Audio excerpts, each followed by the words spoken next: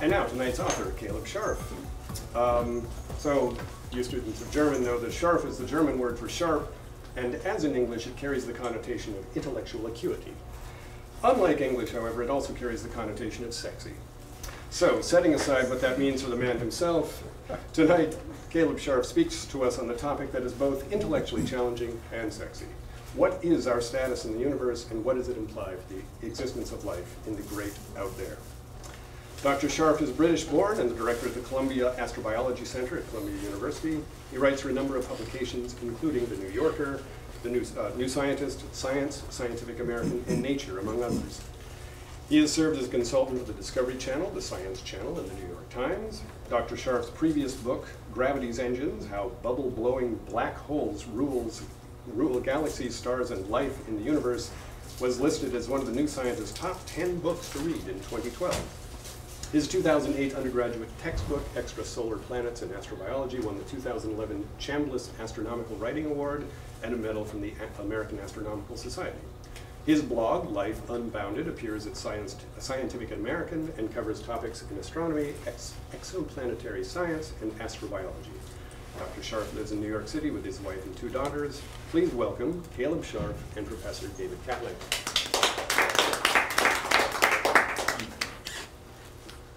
Okay, well, thanks for coming, Caleb. So I think what the plan is here is that I'll have a discussion about the book with Caleb for about 20-25 minutes and then open up to questions. So this book, the Copernicus Complex, has the word complex in it. So people have a complex about their nose or something about their body is not quite right. So what is the Copernicus complex? What are its symptoms? Do I have it? I suspect we all have it at some level, so don't worry. Don't go running off to your doctor. Well, thank you for the introduction and for being here tonight. So the Copernicus complex, what is the complex? As you said, it's the kind of thing that we go and pay psychologists a lot of money to sort out for us in our lives sometimes. In this case, the complex, it is a hang-up that we have as a species, and it's kind of an intellectual hang-up, and it's to do with the fact that as humans, we're very sure of our importance, at least on a day-to-day basis. I know I feel important when I wake up in the morning. I'm the first person I think about. Well, maybe that isn't always true, but my focus is on, do I feel all right? What am I doing today, and why isn't the world doing what I need it to?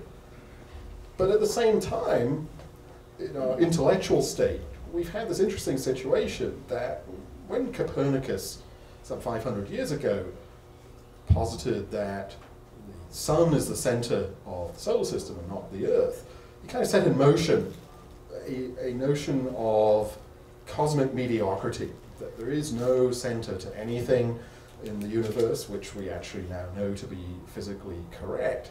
And therefore, this wasn't really Copernicus saying this, but over time people began to feel that we are cosmic mediocrity personified. There can't be anything important about us, because here we are, tiny crumbs on a tiny crumb of a planet circling a tiny crumb of a star in a big galaxy that is merely one of hundreds of billions of other galaxies in an enormous and ancient universe. So from that point of view, our intellectual side, when we talk about do we matter, does nature care about us, has this sense of, well, no, we really can't be that important or special or significant. Yet, on a personal level, we of course still tend to feel we're important. And I think scientists also often interpret what they observe about the world around them through sort of rose-tinted glass, which is this question of, if certain things have happened to us, is that universal or not? If certain things have happened to us, isn't that how we should think the rest of the universe works? So there's this tension. So the complex is this problem we have, this tension, this slight dysfunctional relationship between, on one hand, seeing that on the face of it, we're completely insignificant, tiny, speck-like. On the other hand, maybe there are some things about our existence that, you know, perhaps are a little bit special, and I know we'll get into some of that. So there's also a counter-argument that people look around the universe, certainly in the solar system, and you see that things are fairly dead. So the surface of Venus, no life there, or the surface of Mars, nothing there, it's just a desert. And in that sense, people have come up with the idea that we're special, in fact, that the universe might even have characteristics that make us special. So in your book, you talk about something called the anthropic principle, which is almost at the other end of the spectrum, at least in some forms. So how does that play into is that part of our complex, or is that a way to get rid of your complex? Well, it's a very good question, and I hadn't actually thought about whether it's a way to get rid of your complex or not. Perhaps it is. But to maybe just give the backdrop to that, to this idea known as the anthropic principle. So in a sense, as David says, it's the antithesis of the Copernican ideal, this idea of cosmic mediocrity. And where it came from is in really the 1970s or thereabouts. A lot of physicists who were studying the physics of the universe, studying the fundamentals of the physical laws as we understand them, realized, you're turning the mic on. I thought it was just mine. You don't like what I'm saying. It affects both of them. They realized that if you look at a number of fundamental characteristics of the cosmos, things like the strength of gravity compared to the strength of so-called electromagnetic forces, or the amount of energy that is released when you fuse hydrogen into helium, and a number of other numbers or constants of nature that are, in many respects, or in all respects as far as we know, completely independent from each other. Yet, the values that they have in this universe are such that things like stars are made. If you change the value of, for example, the strength of gravity by just a little bit, you could, in principle, prevent the formation of any stars in the universe, and so on. And stars, of course, they don't just provide heat and light to a planet like the Earth, they also build the heavy elements. All the heavy elements in the universe come from nuclear fusion in stars. So if you play around with the rules of physics, you could subvert that process. And if you subvert that, life wouldn't be here, we wouldn't be here. So the physicists said, well, this is kind of interesting, because there's no reason, there's no sort of first principles reason to think that these fundamental properties of the universe should all line up this way and should all be tuned to the particular values they are. Now, obviously, if they weren't, we wouldn't be here to make this observation. But at that point, and to some extent this is still true, what if this is the once and only universe? If this is the only universe that will ever be, why would it be set up this way? Why would it be set up for, apparently, the right conditions that lead to life in at least one place? This was the idea.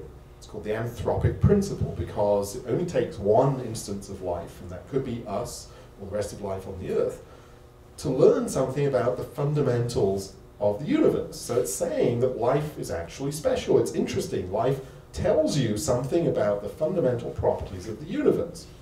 At least that was the argument. Now the interesting thing is that people didn't like this. They still don't like it. It's a very disquieting idea, that especially if you've come out of the stock of Copernican, the Copernican cosmology, that we're not special, we're not significant. So one way around this, that has really actually was part of the reason people were prompted to think of a way out of this conundrum, because scientists don't like to think that we're special, right? Because of Copernicus, essentially. So one way around it is to posit that this isn't the only universe. And so this idea of anthropic principle is actually related to the development of what's now known as the idea of the multiverse. The idea that this is not the only example of a universe, this isn't the only reality, that there are an enormous number of other universes out there separated by space, time, or dimension, each with their own set of properties. And so we happen to be in one of the universes that has the right properties for life. It's as simple as that. And that gets around this problem, if you will. People see it as a problem, that we don't want to be special.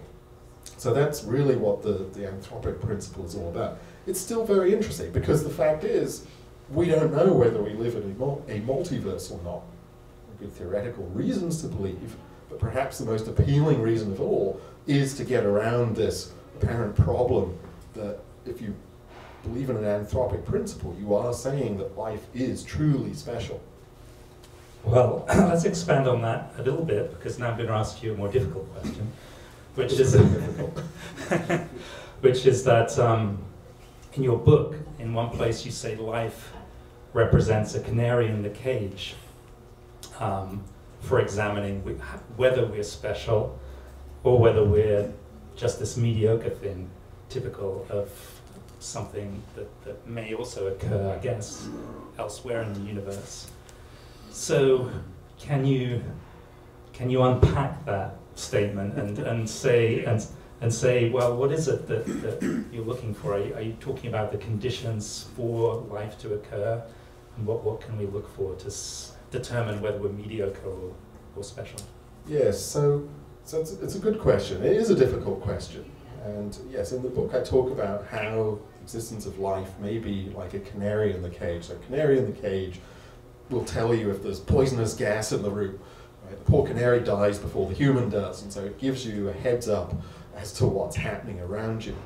Now, how do we move past a notion of cosmic significance or mediocrity that isn't just philosophical, that is actually something quantitative? Well, a quantitative assessment that we could in principle make of this universe is how often does life occur here in this universe? How abundant is life? How many planets out of the trillions upon trillions of planets that should exist throughout the universe harbor life, for example? In principle, that is a fixed number, a percentage, something we could measure. Now, how does that relate to canaries in the cage? I think the argument I was trying to make in the book was that when we look at ideas like the anthropic principle that we just talked about, it's dependent solely on one instance of life in the universe. It would only take one bunny rabbit for the anthropic principle to be true. You have an entire universe populated by one bunny rabbit, and you could then make an anthropic, well, it wouldn't be anthropic, I don't know what the word would be for a bunny rabbit. It would be a different principle, but it would be the same idea, that the universe aligned itself to make that rabbit. Okay. But the problem with that is we can see that that may not be realistic. The question is, what makes a universe of a certain fertility? What is it that sets the amount of life in a universe? To move beyond this notion of, well, you only need one example of life, because that's kind of almost a philosophical statement. So the question is, relating to the canary in the cage, if we can measure how frequently life occurs in the universe, literally come up with an estimate of the fertility of the cosmos, that number may itself also be tied into some underlying properties of nature. It may be tied into the same sorts of physics that goes into making stars and planets and so on, but it's going to be more complicated than just saying you do or don't have life in this universe because stars do or don't make carbon, for example. It would be more complex than that. It would be related to how much carbon do stars make, and what is the lifetime of stars, and what are the things that initiate life in the first place, which is, of course, an enormous puzzle that we have no idea really what the answer is. So the canary in the cage is to say that, it may be too much to say that life is incredibly special, like in the anthropic principle, but it's probably a good idea to admit that life may be like either a canary or a piece of litmus paper.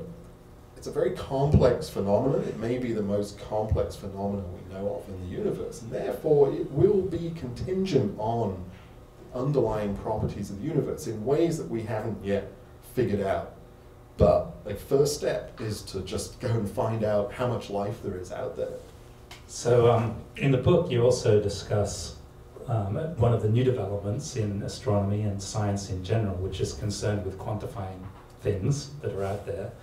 And in particular, the work that's been done in finding planets around other stars, so-called exoplanets. And perhaps you can guide us through that and tell us about how discoveries in exoplanet science affect the Copernican principle of us being mediocre, or do they show something different?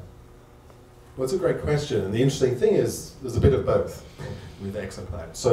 So the history of exoplanets is that essentially 20 years ago, more or less, we still didn't know for sure whether or not planets existed around other stars, which seems pretty extraordinary in retrospect, but that was the situation. And the reason is that finding planets around other stars is incredibly difficult.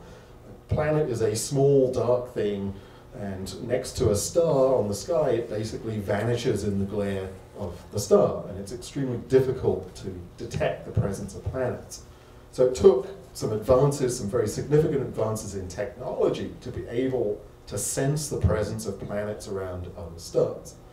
Flash forward to now, some 20 years later, we now know of, and the count keeps changing almost on a daily basis, of more than 4,000 reasonably confident detections of planets around other stars. I say reasonably confident because these are all, in some sense, indirect detections. We've yet to build instruments that can routinely actually directly see planets as tiny pinpoints of light.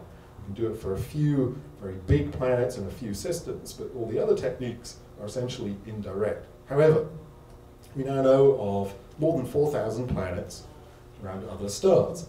And with that amount of data, we can make statistical statements about how many planets there must be throughout our galaxy. And the answer is hundreds of billions, with great confidence. There are at least 1.4 planets per star in our galaxy, which is an extraordinary number because there are at least 200 billion stars in our galaxy. We can also make statements, or begin to make statements, about how many of those planets may in some way resemble the Earth. For example, how many roughly Earth-sized planets are there orbiting stars? Not at any particular orbit, but within a wide range of orbits. And it turns out that something like 50% of all stars have a planet around them at some distance that is roughly the size of the Earth, give or take a factor of 2 or so. And that also is extraordinary. That means, again, there are not just tens of billions, but perhaps hundreds of billions of such worlds. So, in terms of a Copernican worldview, this is great. This says, yes, cosmic mediocrity. The Earth, at least in rudimentary terms, is not going to be special. But lurking in that data set are some things that sound like Earth on steroids, the super Earths. Yes. And there are lots of unusual things. Well, this is the flip side to this story, is that these exoplanets are remarkably diverse. In fact, planets are more diverse than I think anyone had suspected. And as David says, there are examples of planets that simply don't exist in our own solar system, types of planets that simply don't exist in our own solar system, these so-called super-Earths, which are planets more massive than the Earth, but not quite as massive as Neptune, and that gives a wide range in masses. Some 60% of stars harbor planets like that. Our solar system does not. There are other things we can look to. So maybe we're special. Well, well, this is the interesting thing, and it goes further. If you look at the orbital configurations, the orbital architectures of exoplanetary systems, in general, they are different than that of the solar system. If you pull all of this together, and also, for example, we orbit a star that is relatively massive compared to the majority of stars in our galaxy. So if you begin to pull all of these things together, yes, it suggests that at least the architecture and contents of our solar system are somewhat unusual, which is really not what the Copernican ideal would say. It's saying, actually, there is something perhaps a little bit special about the solar system. Now, of course, the really big question is that related to the existence of life here? And I think that's something we still don't fully understand. Related to this issue of the architecture of our solar system versus others, you have a whole chapter in your book called The Grand Illusion. And in fact, what you're describing is Newton's clockwork solar system, where everything goes around in a rather predictable manner that most people are familiar with, the idea that we know where Mars will be next year and in 10 years' time and so on. But you say that that's wrong and that it's all an illusion, so what do you mean? It is wrong. Well, it's wrong in the sense that, and it's very interesting, because Newton came up against this problem when he was trying to use his theory of gravity to, for example, understand the orbits of multiple planets. And what he realized was he couldn't solve the equations. They were too difficult to solve by hand. In fact, there's a marvelous quote from him somewhere where he says, well, if I'm not mistaken, and I'm paraphrasing, these are impossible to solve by any mind, by any human, because of course if Newton couldn't do it, nobody could possibly do it. And it turns out he was actually right, because of a phenomenon known as nonlinearity and chaos. And it turns out that planetary systems where you have, for example, a star and multiple planets, everything exerts a gravitational pull on everything else, obviously by differing amounts. But the upshot of it is that a system of orbiting planets is inherently nonlinear and, in general, on the edge of chaos. And this is a sort of dynamical chaos. In other words, if you try to predict the precise configuration of all the planets in our solar system more than a few million years into the future, you will fail. And you will fail because tiny uncertainties, tiny measurement errors, tiny deviations in positions today propagate through in time, propagate forward, and basically result in unpredictability. Now, sometimes the more extreme versions of this are that there is true chaos and a planetary system falls apart. Do we have to worry about the Earth being ejected from the solar system? Well, not for at least a couple of billion years, but well, I intend to live a long time, so I'm worrying about it. In fact, it's very interesting. People have studied this, have tried to ask, are there any futures for the solar system which don't look like today? Are there any futures where the orbital configuration solar system will rearrange itself because of this nonlinearity and this chaos? And it turns out that yes, there's maybe a 1 to 2% chance that in a couple of billion years' time, which obviously doesn't bother most people, I'm still hopeful that I'll be around to see 2 billion years from now. Maybe not after saying that. Planets like Mercury, in particular, may enter into a more chaotic state so that its orbit will begin to cross the orbit of Venus or the Earth. And in fact, after that, things can go haywire. So Mercury can get ejected from the solar system, the Earth's orbit can be strongly perturbed, thrown into a different path, and so on. So the point of the chapter called The Grand Illusion is to bring up this issue of the impermanence of even things like planetary systems, because it also relates to the formation process of planetary systems. We think this kind of chaos happens in many young planetary systems, and to a certain extent it probably happened in our own, but perhaps not as much in other places. And so here too is an interesting puzzle about whether there's a relationship between the sort of edge of chaos in a planetary system and the likelihood of there being a living planet in that solar system.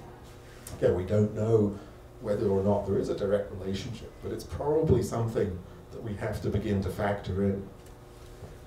So you mentioned earlier that with these new observations of planets around other stars, we can begin to build up statistics.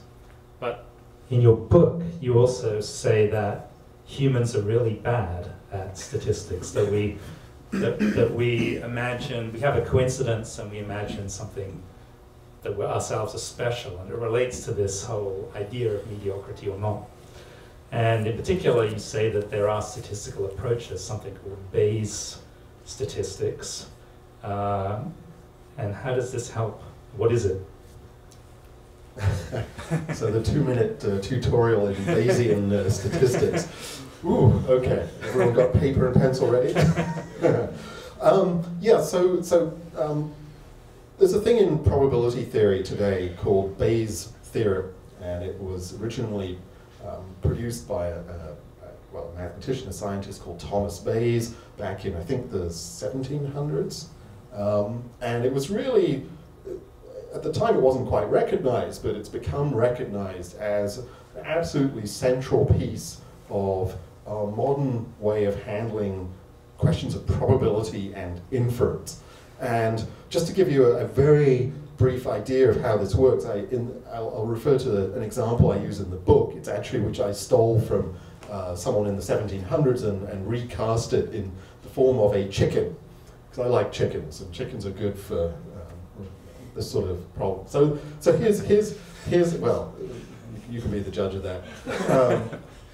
So here's the idea. Here's how Bayesian inference works. So imagine there's an egg and it hatches, and the thing that comes out is a baby chicken. It's a chick. In fact, it's a baby rooster, for reasons you'll see. And it's its first day in the world. It looks around, it sees the sun in the sky, and it watches the sun. It watches the sun move through the sky and set and vanish.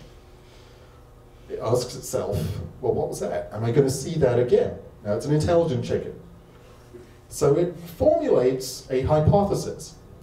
And it says, well, I think there may be a 50-50 chance of that thing returning, the sun returning in the sky. So I'm going to wait and see. Of course, it waits, night passes, and the sun rises again. Rises, moves through the sky, and sets. Chicken is really clever. It says, I can update my hypothesis because I have new information. This has now happened twice. So I'm going to say that I think there's a 75 to 25% probability or odds of this happening again. So of course it happens again. It updates its hypothesis again. It says, oh, it's getting better and better. My hypothesis about the way the world works, I have more and more confidence in it. And eventually, after I think it's about 30 days or so of doing this, it's reached a point where it's the odds that it gives, the sun returning, that's going about 99 to 1. So it figures I can start crowing just before it rises, which of course really annoys everyone around it, but it's correct. So that, in a sense, is how Bayesian probability works. It's a way of modifying your hypothesis in the light of data. It's a way of also evaluating how confident you are in your hypothesis in the face of data. Now, how does this apply to us? Because we have a problem that's just one of us. Yes. So it's like one sunrise. That's right, yeah. So in a sense, we're like the baby chicken. All of humanity is like the baby chicken that's seen the one sunrise or the one sunset. In our case, we have this one data point about life in the universe, which is there's life here. Okay. And it's a little more subtle than that, because we also know, or we think we know, that life started here on Earth pretty early on in the history of the Earth. So pretty soon after the Earth finished its formation process some 4 billion years ago, we think life started.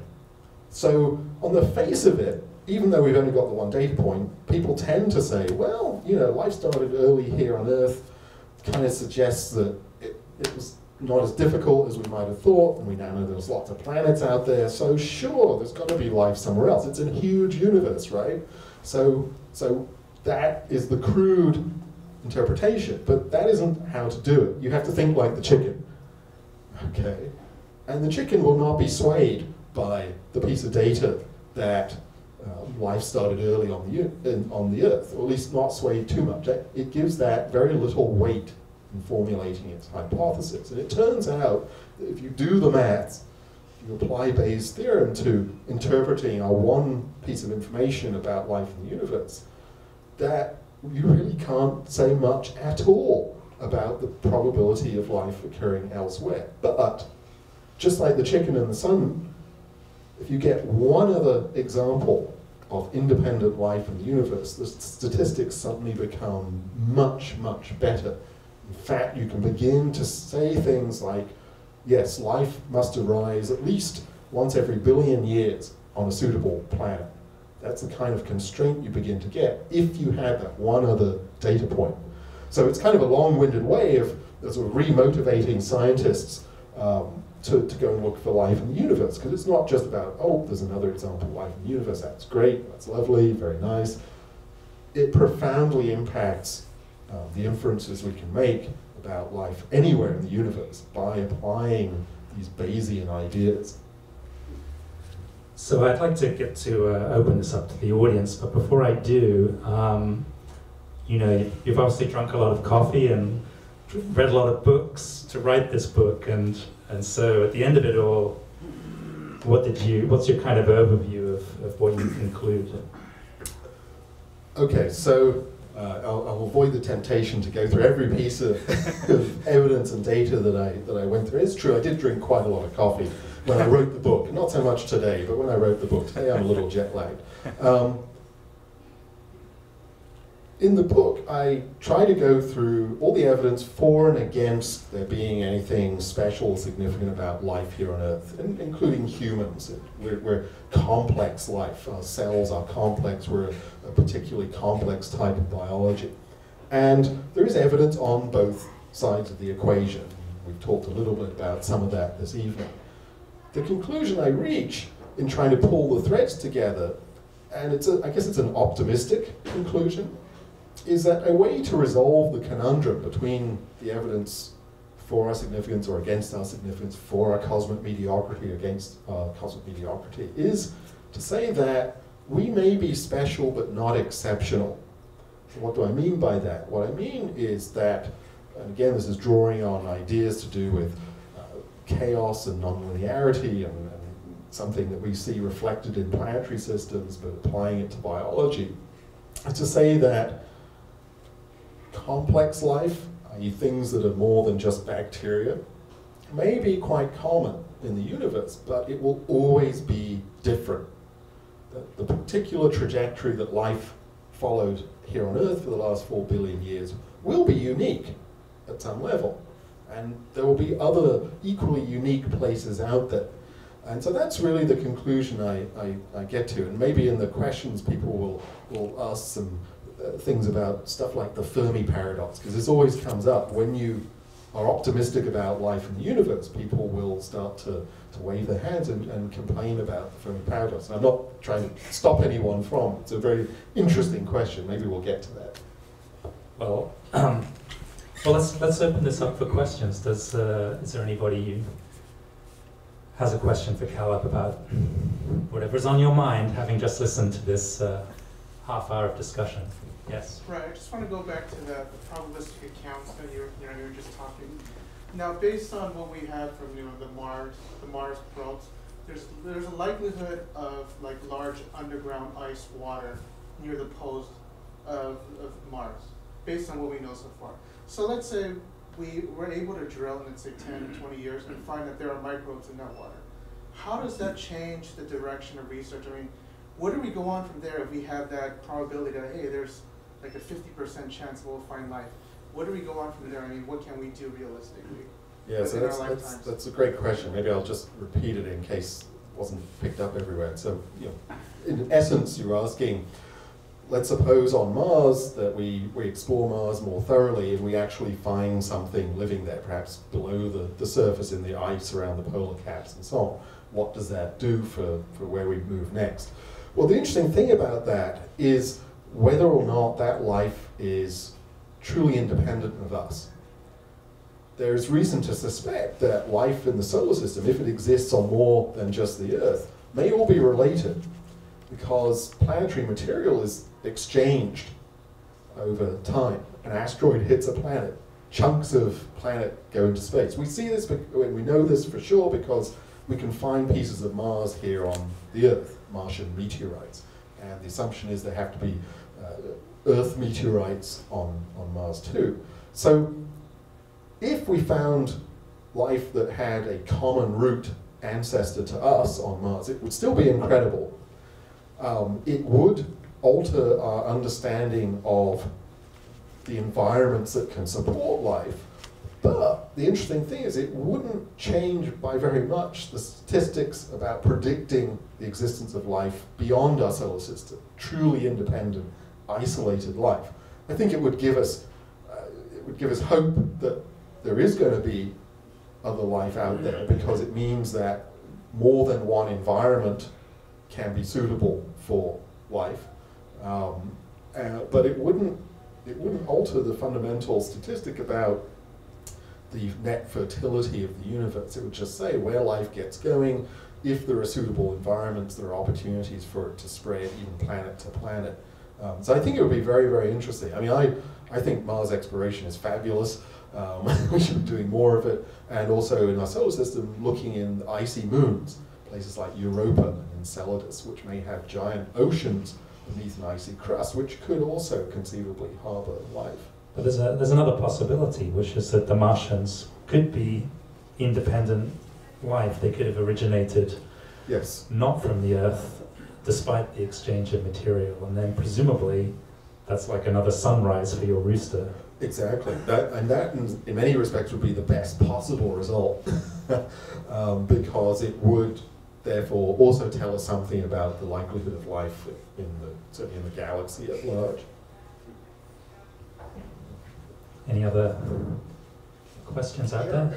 Sure. So, and either of you can go for this, but you know, you said 20 years ago, it was just 20 years ago that we discovered there were planets other than what's in our solar system. So looking ahead, say 50 years, what sort of changes do you see in your field coming from the technological progress that we hope to see? Yeah, that's a great question. So what would we expect to see in terms of looking at planets around other stars in, say, 20 years' time? Where will the technology take us? You know, it's always dangerous to try to make these sorts of predictions, because you tend to fall flat on your face. What I can say is that right now, I think in everyone's mind, one of the next big challenges, well, two of the next big challenges. One is, and this is something we may be able to do in the next 5 to 10 years, is to get better at sniffing for the chemistry of smaller and smaller planets. So right now, it's possible to make very crude measurements of the atmospheric contents of a few gas giant planets around other stars. We can see things like even water and methane in these planets, and sodium and hydrogen and so on. What we'd really like to do, in terms of looking for life, is to find an Earth-sized planet and to be able to identify the components of its atmosphere. For example, its atmospheric oxygen. I think that would be a strong indicator of the possible presence of life, and also to see how that might vary over time. That is something that, with any luck, is going to happen within 5 to 10 years, at least for a few special planets. I think, certainly in my mind, one of the biggest goals for the astronomical technology is to get better and better at seeing planets directly, seeing those points of light, those pale blue dots around distant stars. And it's very difficult, because you have to find ways to get rid of the light of the star. And you can either build bigger and bigger telescopes, or you can use a lot of very clever technological tricks, things like star shades, which are these giant daisy-shaped spacecraft that you put up, and you put them 1,000 kilometers away from your telescope, and you use them to block the light of a distant star, but let the light of the planets through. It's an incredibly difficult technological feat to do that, but if you could do it, you would begin to see entire solar systems. You would see, for example, an equivalent to our solar system, not just a planet. You would see the 8 major planets of our solar system using that technique. I think that's really, in my mind, one of the greatest goals. And one of the beautiful things about that is you then have, for each planet, the ability to look at the light coming from those planets, look in more detail at the potential chemistry of those planets, and watch them through time. Because a biosphere is something that responds to changes. It responds to seasonal variations on a planet like the Earth. And it's that breathing of a planet may be a critical signal. Just to throw it out there, I would love to see greater investment in the direct search for extraterrestrial intelligence. I wouldn't have said this a few years ago, and in fact writing the book has kind of shifted my thinking on this, that so-called SETI, listening for radio signals or looking for optical flashes from distant civilizations. The interesting thing about it is when you look at it, they've never had enough money. They certainly don't have enough money now. And the result is that we're essentially blind to what might be out there. And this actually relates to, I mentioned the Fermi paradox, and so why haven't we seen all these technological civilizations out there? Well, it's because we are essentially blind. We're not looking in anything like the detail and with the sensitivity that we should. So perhaps SETI will get a second life in the future. So in your book you mentioned something called the wow signal, which was something detected in the 70s, right? Yes. So why don't you tell us about the wow signal? So the wow signal, the reason it's called a wow signal is that, and I'll see if I can get the details of the story right, this is back in the 1970s, and there was a group of astronomers, I believe in Ohio, using a radio telescope. And they were scanning the sky looking for strange signals in a part of the radio spectrum where you wouldn't usually expect to see anything unnatural. It's a part of the spectrum where it usually just hums along, the stuff in the universe that emits radiation at a particular frequency, and you can look at that. And they were looking to see if anything odd happened. And so they were scanning the sky again and again. And the story goes that one of the astronomers was sitting at home and he had the printout, because this was the day of when we didn't have tablets and nice PCs. Your computer output came in the form of typewritten sheets of folded paper. And he was sitting at his kitchen table leafing through these sheets, and these were the output from this radio telescope. And it was a time series. It was basically, so every second went by, it would print out some numbers saying whether or not it had detected anything. And he's looking down the sheet of numbers, and he gets to this point where it's suddenly gone crazy. There's this signal. And it's there for about 70 seconds, and then it's gone. And it doesn't look like anything he's recognized. So in the margin, he writes, "Wow," with an exclamation point. And later on, when he shows it to his colleagues, they get excited because this, and some people even today, look at that and say, this is perhaps still the best possibility we have for having picked up a signal that was artificial, did not originate on Earth, did not originate in our solar system. So the astronomers were able to essentially rule out a local source for this signal. It was in a part of the sky, and it happened in a certain way that made it very hard for it to be a satellite.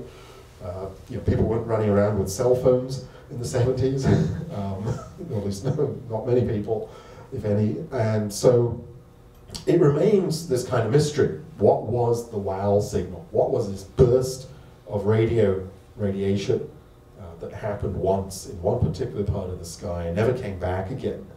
And the interesting thing about it is it does highlight one of the challenges of something like SETI. So what do you do with this?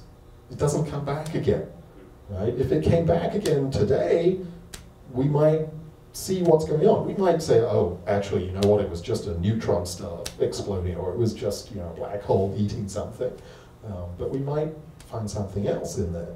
So it's very intriguing. It's a lovely story as well. Any more questions? Yes, at the back. In regard to the chaos theory, I remember reading an introduction to a chapter of a Michael Creighton book. He had a diagram of using fractal geometry, and he showed where weather can't even be predicted because one slight movement throws it into a gigantic bunch of, it Do you use fractal geometry and other disciplines in your work, or is basically it? I'm sorry, do I use? Yeah, is that one of the things? Well, you know, fractal geometry is related to this idea of nonlinearity, which is something that can give rise to chaos. And yeah, that example, just to give you an example related to the weather examples, and sometimes people call that the butterfly effect, right? If a butterfly flaps its wings here in Seattle, then in 2 months' time there's a typhoon in Asia, and that typhoon in Asia wouldn't have happened if the butterfly hadn't flapped its wings, because that tiny effect propagates forward in unpredictable ways through the Earth weather system. Now, something like the Earth weather system is more predictable than that, we think. And but to see what will happen in the future, you can't just, for example, run one simulation, one weather simulation. You run many. This is what people do to forecast the weather. Now, what I do in my work that's related to that is to do with planetary orbits. So one of the things that I do with my students is we build, at the moment we're building a system to try to simulate the way in which planetary orbits change over billions of years. But not just to do it for one system, but to do it for tens of thousands of variants on any given system, including the solar system. And this is one way to get around this unpredictability, and the computer is an incredible tool for this, because the computer can capture some of that fractal nature, some of that chaotic nature. So you can make 10,000 future possibilities. And then you can begin to apply statistics, because you may find that only 5% of those future possibilities result in true chaos, result in planets being lost or something bad happening. But that's important to know. It gives you a new constraint on the nature of those planetary systems. So it's all connected. Yeah, nature is full of fractals and chaos and nonlinearity. It's fabulous, but it's also very frustrating. Good evening. The University Bookstore, we close in 10 minutes. Please begin making your final question. That was your 10-minute warning. Thank you. So you better get your question in. And go buy the book. So, oh, you have another question? Just one more. I've heard it stated that their life arose on Earth 4 billion years ago. How do we know it wasn't 3 billion years ago? Oh, well, I think we don't for sure, right? Is that correct? Oh, Origin of life. There's evidence, there's some rock record evidence, I think goes back to about 3.5 billion years. And then there's a bit of extrapolation, and it gets increasingly uncertain. I think that's correct. You're more of an expert on this than I am. Carbon dating? well, I mean, I've actually sat on the evidence that's 3.5 billion years old. There are things called stromatolites, and there are these, today you can find them in certain shallow lagoons where it's very salty and you don't get animals like, well, you get very few animals like fish and snails ordinarily eat these things. And what they are is they're, on the top, they're like a tofu, maybe a centimeter of squishy stuff, just like tofu. Looks like it, feels like it, a bit slimy. And they, over time, a long time, they build up these mounds of minerals that they deposit. And we find those as old as 3.5 billion years ago. And the oldest ones that I'm referring to are in northwest Australia. And you can go there. It's a little remote. It's about 200 miles from the nearest town, which has about 100 people. And Kangaroos? There's kangaroos everywhere, yeah. I've camped out there, and you hear dingoes howling at night, and kangaroos come out at night as well. But anyway, these stromatolites, the fossil ones, just look like the modern ones, and those are 3.5 billion years old. You can tell from the rocks, you can look at, for example, uranium and lead, and you can work out from the dating systems in the minerals how old they are. So that means that life was here at least 3.5 billion years ago, because these are actually things you can see with the naked eye. But if you try and detect things you can't see, then you can push back life a bit older to maybe 3.8 billion years ago, because you can see that there's some tiny flakes of graphite in Greenland, which are that age, 3.8 billion years old, and they're concentrated in carbon-12, which is what life tends to do. Biological material takes that form of the carbon atom compared to carbon-13, and it's about 2% concentrated, and it's typical of what algae or certain photosynthetic bacteria do today.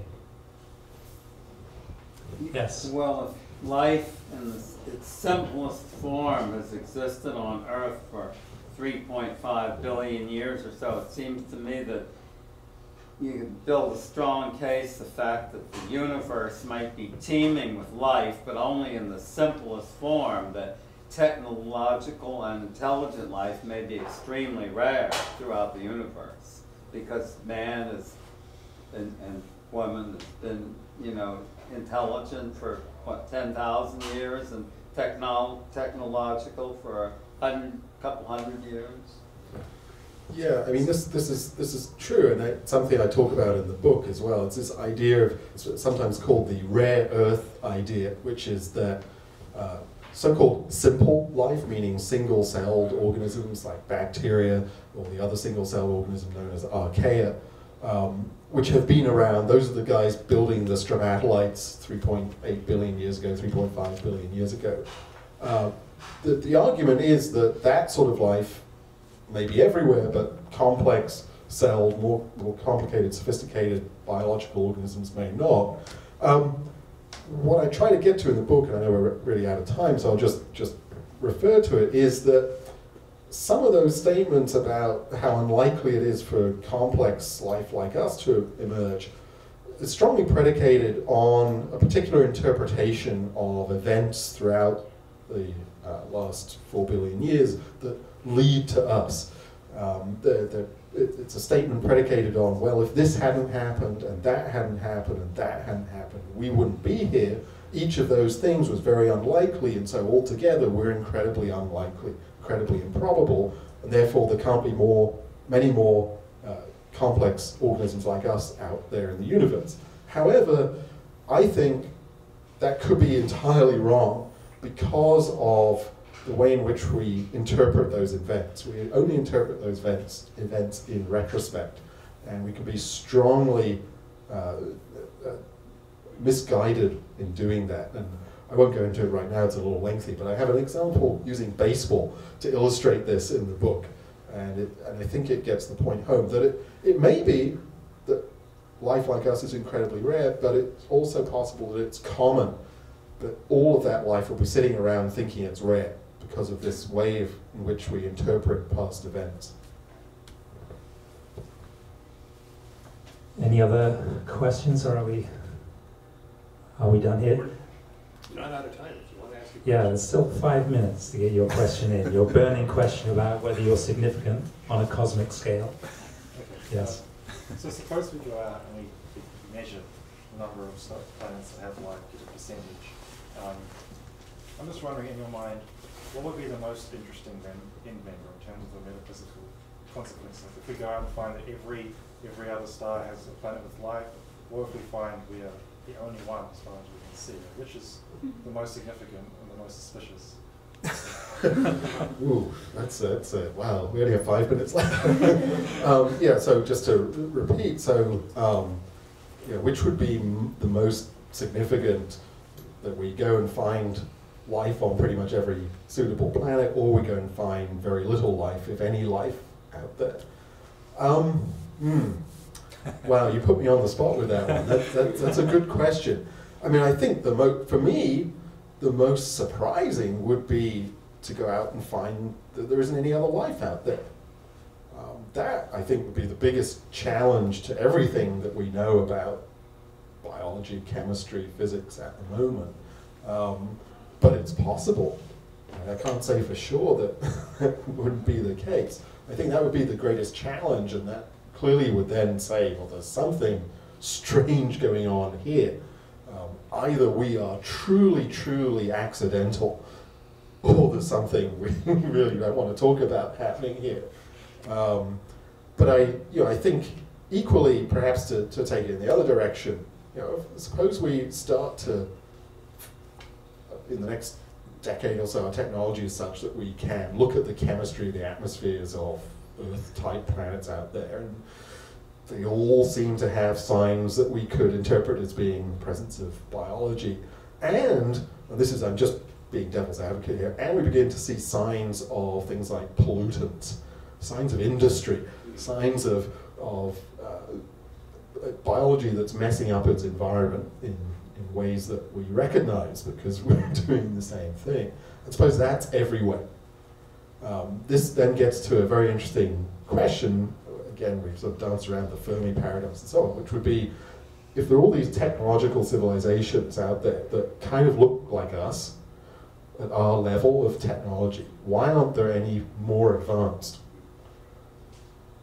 Because the galaxy's been around for 10 billion years, and you would so if we see something like that, we should be really scared, because it means that nobody gets past this point. It means that's it. We're seeing the signs of our own demise. Anyway, sorry. Yeah. So it was a great question. Okay. Well, let's thank Caleb and have a good discussion. Thank you very much.